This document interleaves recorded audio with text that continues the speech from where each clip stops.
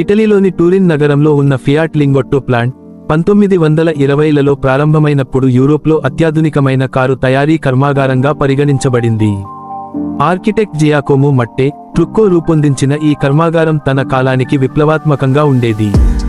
ఇది 5 అంతస్తుల ప్రత్యేక నిర్మాణంతో ఉండేది. ఇందులో కారు తయారీ మొదటి అంతస్తులో ప్రారంభమై పైపైకి కొనసాగుతూ చివరికి పూర్తయిన కార్లను భవనంపై ఉన్న రేసింగ్ ట్రాక్పై పరీక్షించేవారు.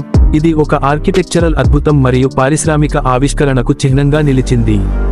కారు తయారీ మారిన సందర్భాల్లో 1982లో ప్లాంట్ మూసివేయబడిన తర్వాత దీనిని ప్రముఖ ఆర్కిటెక్ట్ రెంజో పియానో ఆధ్వర్యంలో ఆధునిక వినియోగానికి మార్చారు.